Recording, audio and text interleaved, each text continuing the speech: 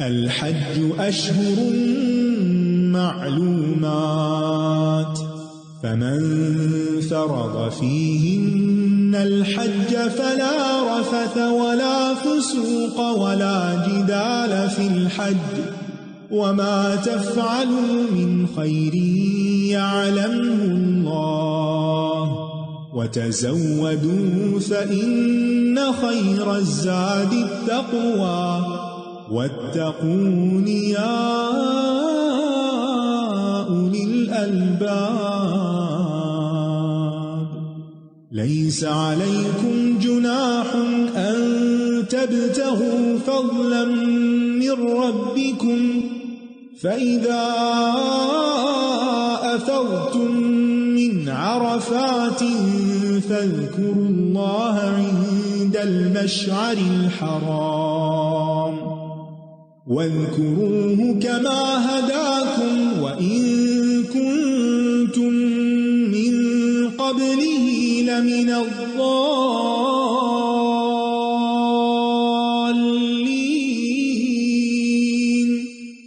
ثم أفيضوا من حيث أفاض الناس واستغفروا الله إن الله غفور رحيم فإذا قضيتم مناسككم فاذكروا الله كذكركم آباءكم أو أشد ذكرا فمن الناس من يقول ربنا آتنا في الدنيا وما له في الآخرة من خلاق ومنهم من يقول ربنا آتنا في الدنيا حسنة وفي الآخرة حسنة وقنا عذاب النار أولئك لهم نصيب مما كسبوا والله سريع الحساب واذكروا الله في أيام معدودات فمن تعجل في يومين فلا إثم عليه ومن تأخر فلا إثم عليه لمن اتقى واتقوا الله واعلموا أنكم إليه تحشرون ومن الناس من يعجبك قوله في الحياة الدنيا ويشهد الله على ما في قلبه وهو ألد الخصام وإذا تولى سعى في الأرض ليفسد فيها ويهلك الحرث والنسل والله لا يحب الفساد وإذا قيل له اتق الله أخذته العزة بالإثم فحسبه جهنم ولبئس المهاد ومن الناس من يشري نفسه ابتغاء مرضات الله والله رؤوف بالعباد يا أيها الذين آمنوا ادخلوا في السلم كافة ولا تتبعوا خطوات الشيطان إنه لكم عدو مبين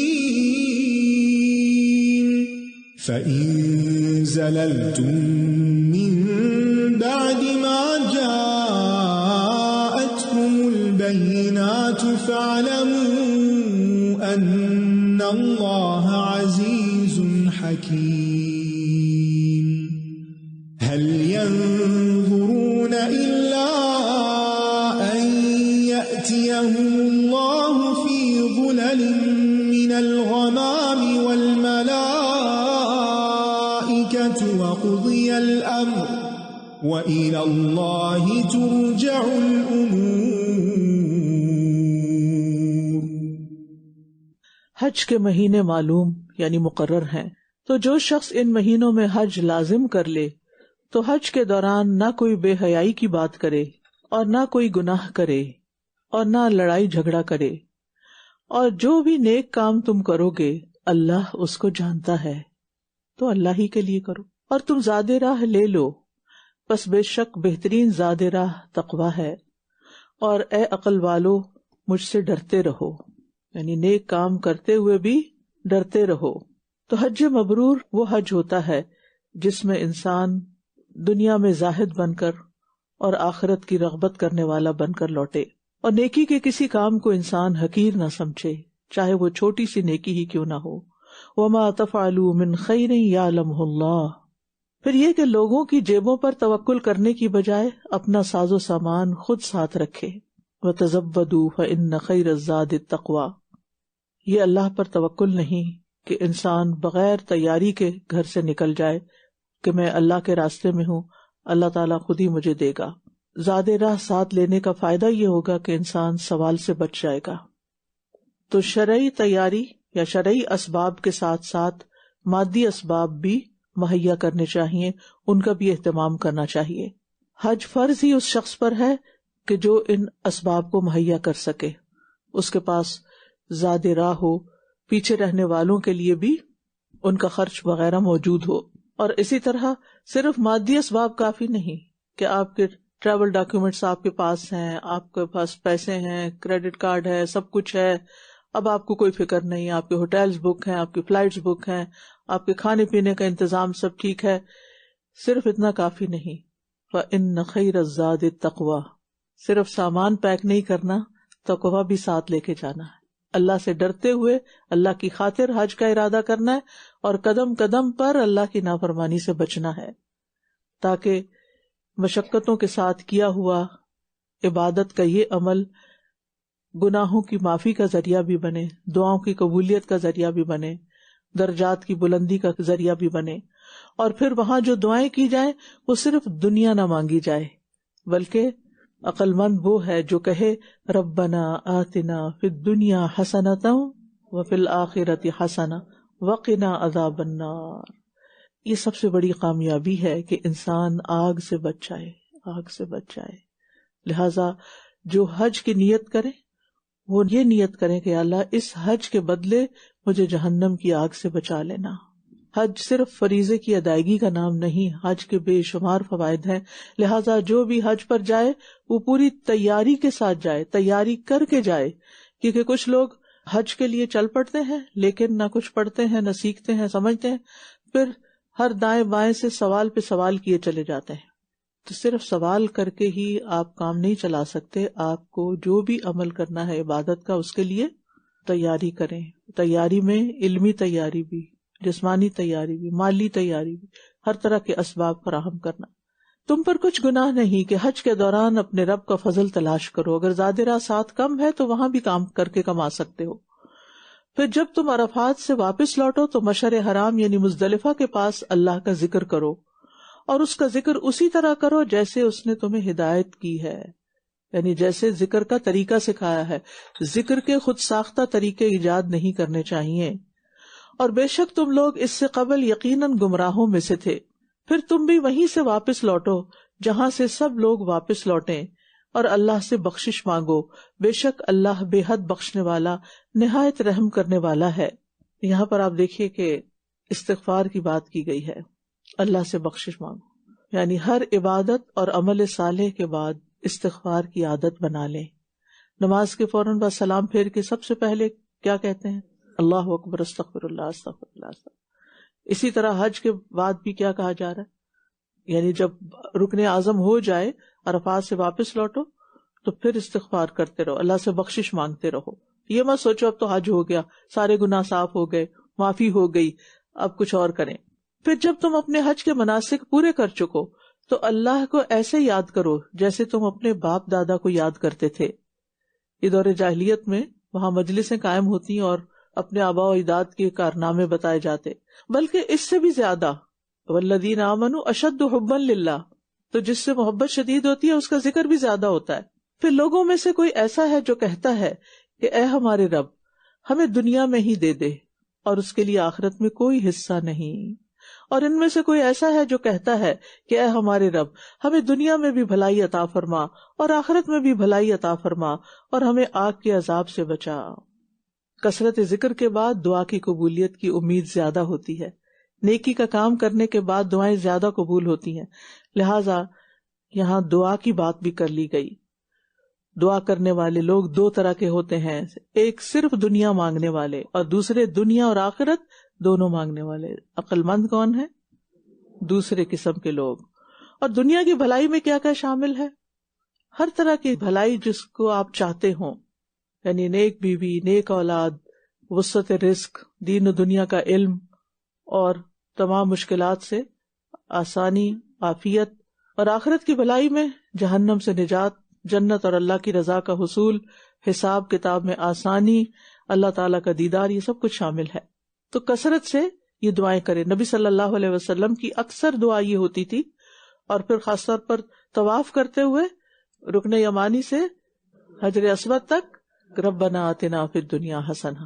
حضرت انس رضی اللہ عنہ جب بھی کوئی دعا کرنا چاہتے تو یہ دعا ضرور ساتھ کرتے، یعنی اور بھی مانگتے لیکن یہ بھی ضرور مانگتے، کیونکہ صرف دنیا کی بھلائی مانگنا اور آخرت کی نہ مانگنا، یہ صرف آخرت مانگنا اور دنیا نہ مانگنا، یہ دونوں ہی پسندیدہ نہیں.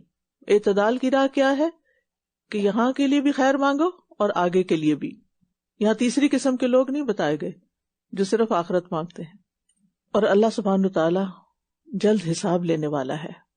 حضرت علی سے پوچھا گیا رضی اللہ عنہ کہ اللہ تعالی لوگوں کی تعداد کے زیادہ ہونے کے باوجود کیسے ان کا حساب کرے گا اور جلدی کر لے گا؟ انہوں نے کہا ایسے ہی کرے گا جیسا کہ ان کی کثرت کے باوجود ان کو رزق دیتا ہے. اور گنتی کے چند دنوں ایام تشریق میں اللہ کا ذکر کرو. پھر جو کوئی 2 دنوں میں واپسی کی جلدی کرے تو اس پر کچھ گناہ نہیں، اور جس نے تیسرے دن تک تاخیر کی تو اس پر بھی کچھ گناہ نہیں. یہ اس کے لیے ہے جو تقوی اختیار کرے. اور تم اللہ سے ڈرتے رہو اور جان لو کہ بے شک تم اسی کی طرف اکٹھے کیے جاؤ گے.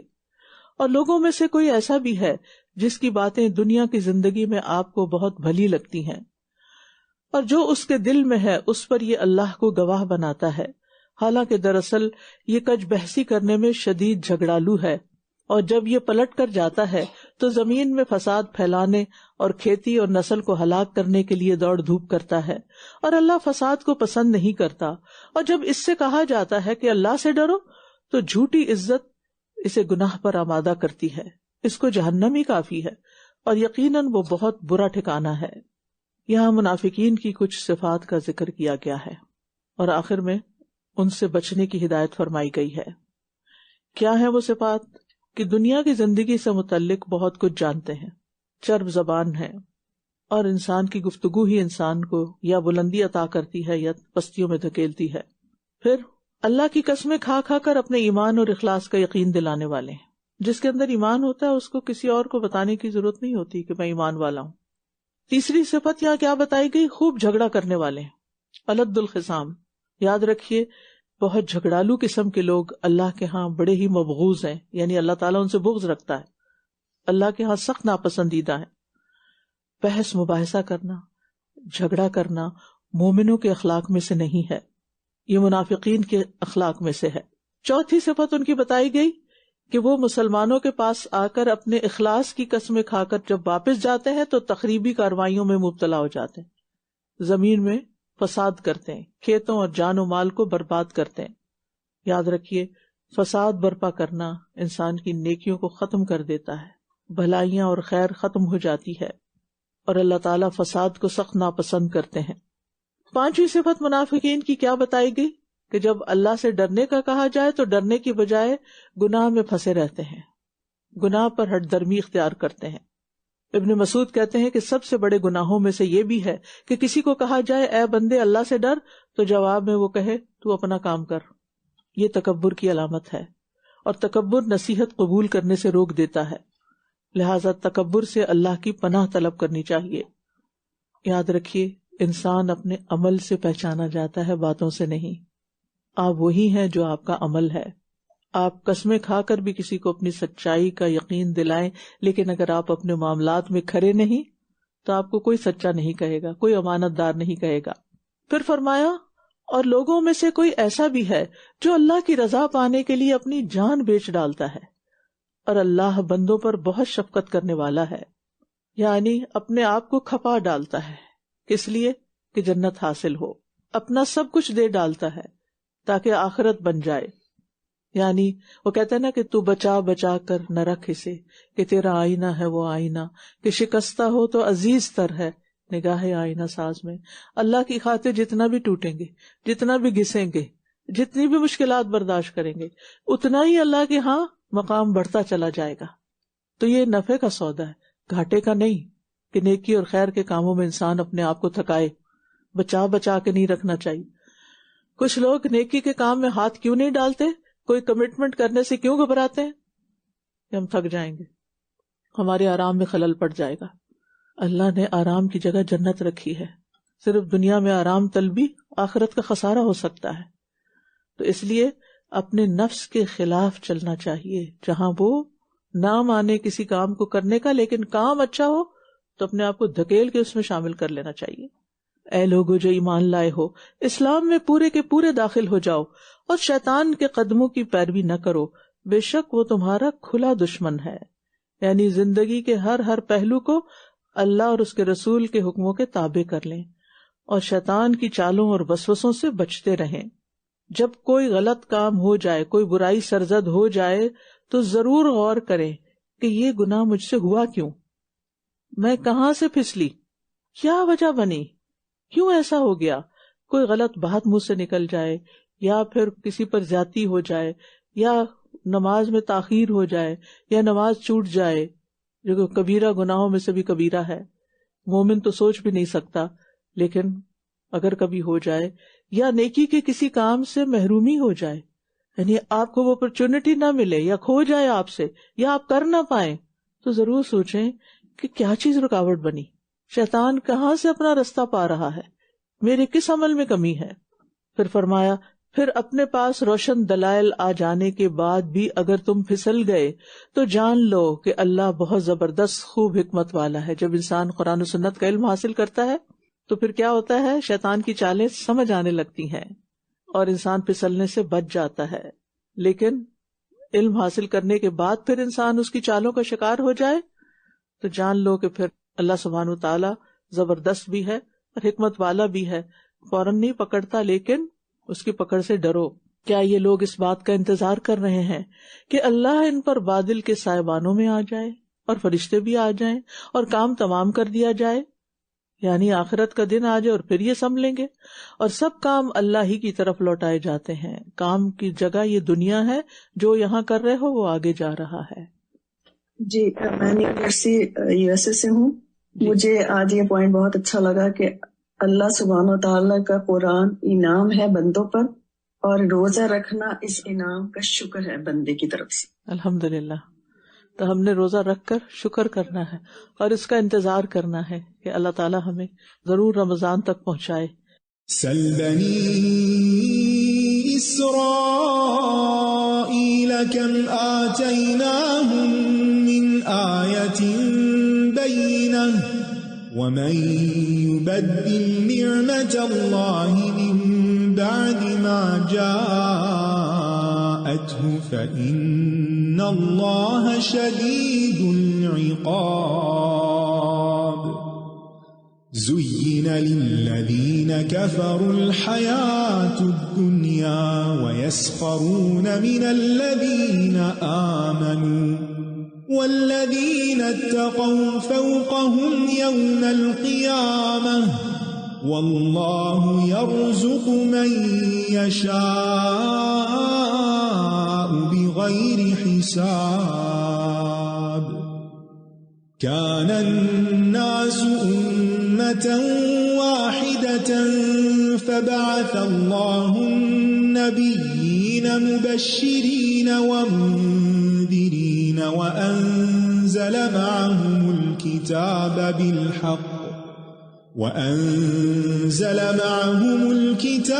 بالحق ليحكم بين الناس فيما اختلفوا فيه وما اختلف فيه إلا الذين أوتوه من بعد ما جاءتهم البينات بغيا بينهم فهدى الله الذين آمنوا لما اختلفوا فيه من الحق بإذنه والله يهدي من يشاء إلى صراط مستقيم أم حسبتم أن تدخلوا الجنة ولما يأتكم مثل الذين خلوا من قبلكم مستهم البأساء والضراء وزلزلوا حتى يقول الرسول والذين آمنوا معه متى نصر الله ألا إن نصر الله قريب يسألونك ماذا ينفقون قل ما أنفقتم من خير فللوالدين والأقربين واليتامى والمساكين وابن السبيل وما تفعلوا من خير فإن الله به عليم كتب عليكم القتال وهو كره لكم وعسى أن تكرهوا شيئا وهو خير لكم وعسى أن تحبوا شيئا وهو شر لكم والله يعلم وأنتم لا تعلمون. آپ بنی اسرائیل سے پوچھ لیجئے کہ ہم نے ان کو کتنی ہی روشن نشانیاں دیں، اور جو شخص اللہ کی نعمت کو اپنے پاس آ جانے کے بعد بدل دے تو وہ یاد رکھے کہ بے شک اللہ سخت سزا والا ہے. یاد رکھیے ناشکری سے نعمتیں ختم ہو جاتی ہیں. اللہ جس کو بھی کوئی دینی یا دنیاوی نعمت عطا کرے پھر وہ اس کا شکر ادا نہ کرے، اور جو اس پر فرائض عائد ہوتے ہیں وہ ادا نہ کرے تو وہ نعمت اس سے ختم ہو جاتی ہے اور ناشکری نافرمانیوں میں تبدیل ہو جاتی ہے. شکر گزاری نعمتوں کو باقی رکھنے کا ذریعہ ہے. پھر فرمایا کفر کرنے والوں کے لیے دنیا کی زندگی خوشنما بنا دی گئی، اور یہ ان لوگوں سے تمسخر کرتے ہیں جو ایمان لائے، حالانکہ جو لوگ تقوی اختیار کریں وہ قیامت کے دن ان سے اوپر ہوں گے، اور اللہ جسے چاہتا ہے بے حساب رزق دیتا ہے. تو دنیا کی زندگی میں یا دنیا کی محبت میں سرکشی سے بچنا چاہیے، کیونکہ بعض اوقات انسان کو دنیا زیادہ مل جاتی ہے تو وہ کسی کو خاطر میں نہیں لاتا، انسان کو انسان نہیں سمجھتا، اور خاص طور پر دین والوں کو. یہ ان لوگوں سے تمسخر کرتے ہیں جو ایمان لائے، یعنی مکہ کے سرداروں اور ہر نبی کے مقابل سرداروں کا یہی رویہ رہا اپنے انبیاء کے خلاف اور ان کے فالوورز کے بارے میں کہ وہ ان کا مذاق اڑاتے تھے.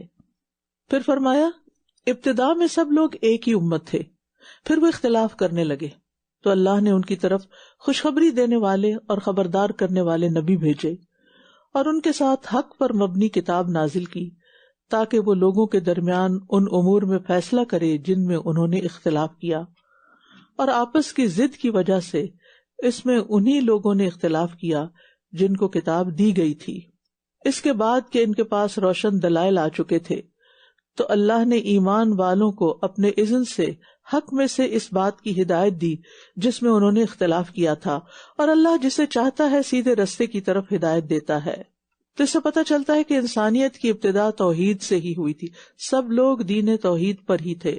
وہاں اللہ کی مخلوقات کو معبود نہیں بنایا گیا تھا، جیسے سورج، چاند، آگ، ہوا، پانی، سب لوگ ایک ہی ملت تھے۔ پھر بعد میں جب اختلافات شروع ہوئے تو اللہ تعالیٰ نے انبیاء کے ذریعے حق کو واضح کیا ہمیشہ کہ انسان کو کس راستے پر چلنا ہے، لیکن جب انسان علم ہی حاصل نہیں کرتا تو پھر بہکانے والوں کے بہکاوے میں آ جاتا ہے۔ اور پھر آپ دیکھیے کہ اللہ سبحانہ تعالیٰ نے حق پر مبنی کتاب نازل کی، لہٰذا ہمیں کیا کرنا چاہیے؟ اس کتاب کے نزول پر، اس کو پڑھنے کی توفیق پر اللہ کا شکر ادا کریں کہ اللہ نے ہمارے سامنے اس کو کھول دیا۔ فرمایا کیا تم نے یہ سمجھ رکھا ہے کہ تم جنت میں داخل ہو جاؤ گے، جبکہ ابھی تک تمہیں اس جیسی آزمائش تو پیش ہی نہیں آئی جو تم سے پہلے گزرے ہوئے لوگوں کو پیش آئی تھی۔ ان کو سختیاں اور تکلیفیں پہنچیں اور وہ ہلا مارے گئے، یہاں تک کہ رسول اور وہ لوگ جو ان کے ساتھ ایمان لائے تھے پکار اٹھے کہ اللہ کی مدد کب آئے گی، سنو بے شک اللہ کی مدد قریب ہی ہے۔ تو اس سے کیا پتہ چلتا ہے کہ اگر ہمارے دین کے راستے پر چلنے میں کوئی مشکل آ رہی ہے تو ان لوگوں کی مشکلات کو یاد کر لیں جو ہم سے زیادہ ستائے گئے اللہ کے راستے میں، لیکن انہوں نے استقامت اختیار کی، وہ جمے رہے۔ اور پھر اگر کسی شخص کو آپ تکلیف میں دیکھیں، ایسے کسی مشکل میں دیکھیں تو اس کو حوصلہ دیں، اس کی تسلی کرائیں کہ یہ وقت بھی گزر جائے گا اور آزمائش تو مومن پر ہی آتی ہے۔ وہ آپ سے سوال کرتے ہیں کہ وہ کیا خرچ کریں، آپ کہہ دیجئے جو مال بھی تم خرچ کرو تو وہ والدین، قرابت داروں، یتیموں، محتاجوں اور مسافروں کے لیے ہے، اور جو بھلائی بھی تم کرو گے تو بے شک اللہ اس کو خوب جاننے والا ہے۔ پھر یاد دہانی کرا دوں کہ جو بھی خرچ کرنا ہے حلال مال سے خرچ کرنا ہے، کیونکہ اجر تو اسی پر ملے گا۔ حرام مال سے خرچ کیے ہوئے پر اجر نہیں ہے، بلکہ وہ انسان کے خلاف الٹا حجت بنے گا۔ اور پھر یہ بتا دیا گیا کہ مسلمان کا مال کہاں خرچ ہونا چاہیے، اور پھر خرچ کرتے ہوئے اپنی نیت کی تجدید کرتے رہنا چاہیے۔ وَمَا تَفْعَلُوا مِنْ خَيْرٍ فَإِنَّ اللَّهَ بِهِ عَلِيمٌ، جو بھی کر رہے ہو نا اللہ کو سب پتا ہے، لہذا اللہ ہی کی خاطر کرنا۔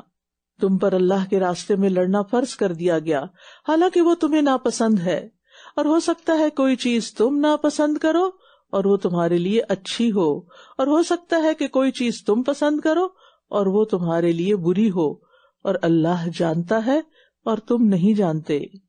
تو اس سے پتہ چلتا ہے کہ اللہ کے دین کو قائم کرنے کے لیے انسان کو جو بھی حکم ملے اسے انسان قبول کر لے، چاہے وہ انسان کو ذاتی طور پر مشکل بھی لگے، پسند نہ بھی آئے۔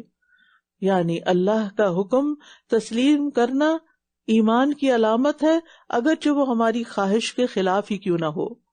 اور پھر انسان پر اچھے حالات ہوں یا اس کے برعکس ہوں، ہمیشہ انسان اللہ کی حمد بیان کرتا رہے، اللہ کو یاد کرتا رہے، کیونکہ واللہ یعلم وانتم لا تعلمون، اللہ جانتا ہے تم نہیں جانتے کہ اس نے تمہارے حق میں یا تمہارے بارے میں کوئی خاص فیصلہ کیوں کیا۔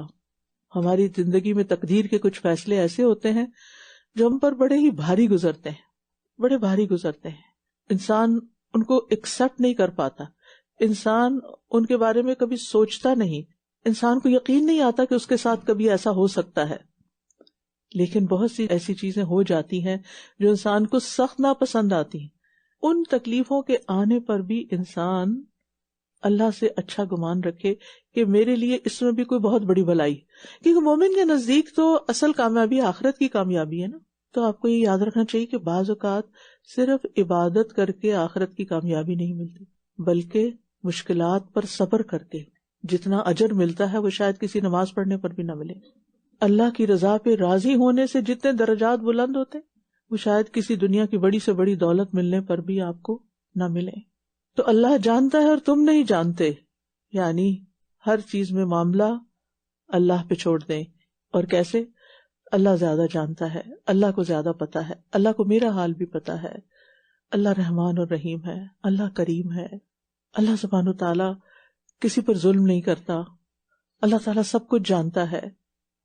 اللہ تعالیٰ کے ہر کام اور ہر فیصلے میں کوئی حکمت ہوتی ہے. اگر میری زندگی میں یہ موڑ آ گیا تو اس میں بھی کوئی حکمت ہے. اس کے ذریعے بھی اللہ تعالیٰ مجھے کچھ بہتر نوازنا چاہتا ہے. تو جو شخص اللہ سے جتنا راضی ہوگا اللہ اس کو اتنا ہی راضی کر دے گا. اور جس کو اللہ کی رضا مل جائے اسے دنیا میں جنت مل جاتی ہے. اس کے لیے مشکلیں آسان ہو جاتی ہیں, اس کے لیے تکلیفیں سہنا آسان ہو جاتی ہیں. واللہ یعلم وانتم لا تعلمون. اللہ تجھے پتا ہے, تو نے مجھے اس سچویشن میں کیوں ڈالا, میں نہیں جانتی. تو میری تکلیفوں کو دور کر دے. میں کمزور انسان ہوں, تیری مدد کی محتاج ہوں. مجھے اس آزمائش میں نہ ڈالنا جس پر میں پورا نہ اتر سکوں, اور میری اس تنگی کو کشادگی میں بدل دے, میری بدحالی کو خوشحالی میں بدل دے, میرے نقصان کو فائدے میں بدل دے.